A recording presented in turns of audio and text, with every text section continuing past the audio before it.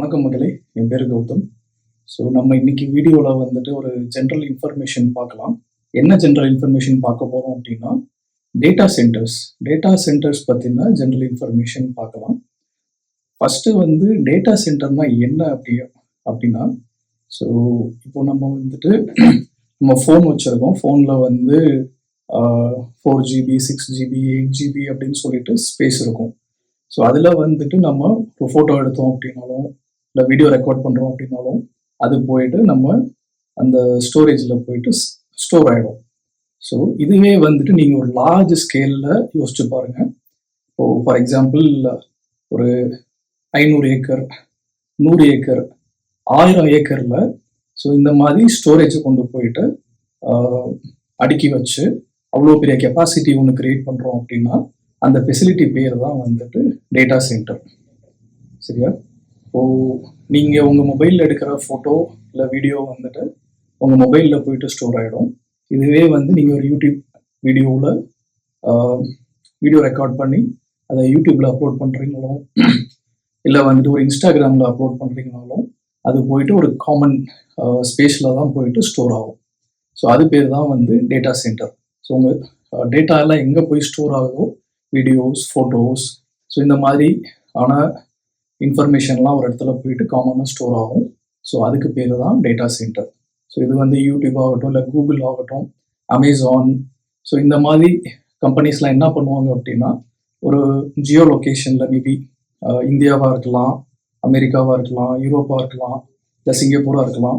So இங்கே எல்லா இடத்துலையும் வந்துட்டு அவங்க வந்துட்டு ஒரு 50 ஏக்கர் 100 ஏக்கர் 500 ஏக்கர் 1000 ஏக்கர் நிலம் வாங்கி அந்த இடத்துல வந்து அவங்களோட பெரிய ஃபெசிலிட்டியை வந்துட்டு எஸ்டாப்ளிஷ் பண்ணிட்டு அங்கே வந்துட்டு உங்கள் டேட்டாவெல்லாம் ஸ்டோர் பண்ணி வச்சுப்பாங்க. ஸோ இதுதான் டேட்டா சென்டர். ஸோ ஒரு டேட்டா சென்டர் எப்படி இருக்கும்னா இந்த ஸ்க்ரீனில் தெரியுதுல்ல, ஸோ இது வந்து ஒரு சின்ன ரூம், அந்த 500-1000 ஏக்கரில் இருக்கிற ஒரு சின்ன ரூம் தான் இப்போ நீங்கள் ஸ்க்ரீனில் பார்க்குற டேட்டா சென்டர். ஓகே, ஸோ இப்போ வந்து கூகுள் அவங்க வந்து கிட்டத்தட்ட 1,00,000 கோடி அளவிலான இந்திய ரூபாயின் மதிப்பிலான டேட்டா சென்டர் ஒன்று வந்துட்டு இந்தியாவில், அதுவும் ஆந்திர பிரதேஷில் விசாகப்பட்டினம்ன்ற இடத்துல வந்துட்டு அவங்க வந்து ஒன்று இன்ஸ்டால் பண்ண போகிறாங்க. இது இந்திய நிறுவனங்கள், ஒரு சில நிறுவனங்களோட சேர்ந்து அவங்க வந்து இந்த டேட்டா சென்டரை வந்து விசாகப்பட்டினம், வைசாக் அங்கே வந்து அமைக்க போகிறாங்க. ஸோ இது ஏன் வந்து இந்தியாவில் அமைக்கிறாங்க? ஸோ இதுக்கான ரெக்குயர்மெண்ட் என்ன இருக்குன்னு பார்க்கும்போது, ஸோ இந்தியா வந்து கிளவுட் யூசேஜ், அதாவது கிளவுட் யூசேஜ் அப்படின்னா, ஸோ டேட்டா சென்டர்ன்றது நம்ம கிளவுடும் சொல்லலாம், ஆன் பிரைம் அப்படின்னு சொல்லலாம், இல்லை ஹைப்ரிட் அப்படின்னு சொல்லலாம். ஸோ இதுக்கான டிஃப்ரென்ஸ் வந்து நான் வேறு வீடியோ எக்ஸ்பிளைன் பண்ணி வேறு வீடியோ போடுறேன், அதில் பாருங்கள்.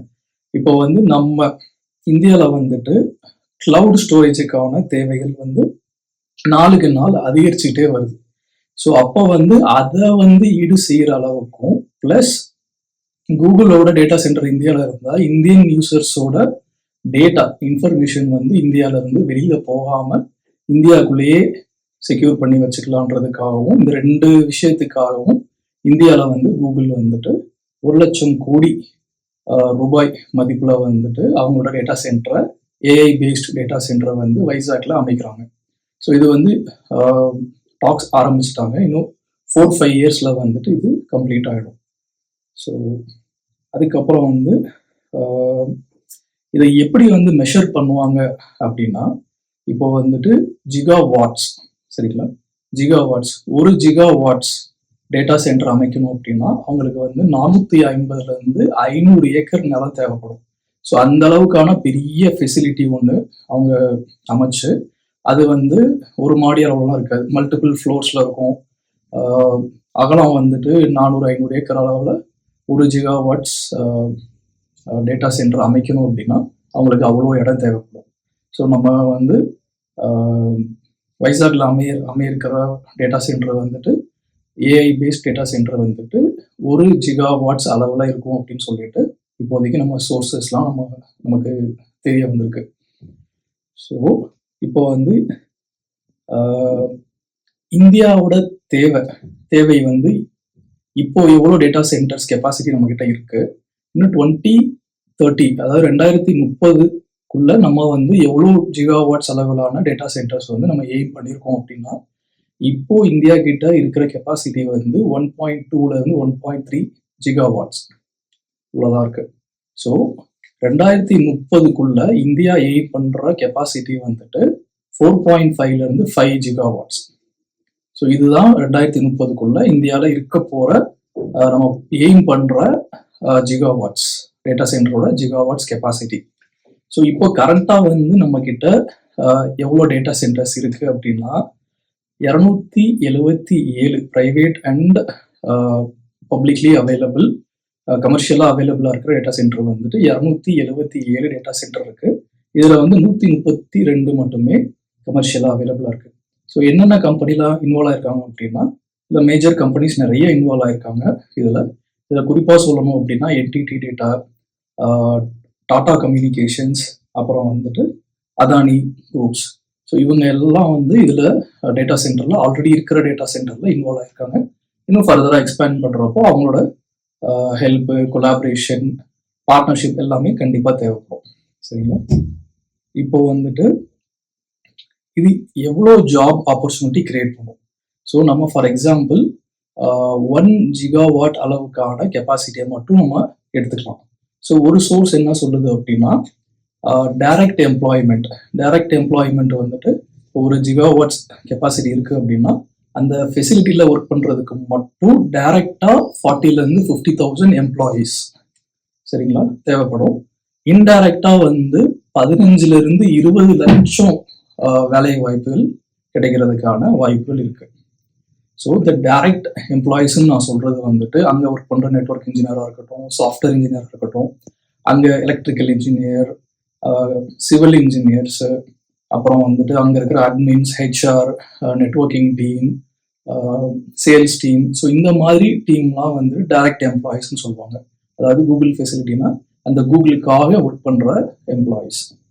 ஸோ இன்டைரக்டா ஒர்க் எப்படி ஜாப் ஆப்பர்ச்சுனிட்டிஸ் வந்து எப்படி கிரியேட் ஆகும் அப்படின்னா, இப்போ அந்த டேட்டா சென்டருக்கு தேவையான சப்ளை செயின்ஸ்ன்னு சொல்கிறப்போ எலக்ட்ரிசிட்டி ஆகட்டும், அவங்களுக்கு தேவையான ஹார்ட்வேர்ஸ் ஆகட்டும், இல்லை வந்து ஃபுட் ஆகட்டும், இல்லை உள்ள தேவைப்படுற தண்ணி ஆகட்டும், இல்லை ஏசி, டிரான்ஸ்போர்ட்டேஷன், அப்புறம் வந்து ப்ரைவேட் அண்ட் பப்ளிக் டிரான்ஸ்போர்ட்டேஷன், சுற்றி வர இருக்கிற வந்து ஹோட்டல்ஸ், ரெஸ்டாரண்ட்ஸ், ஹோட்டல்ஸ்.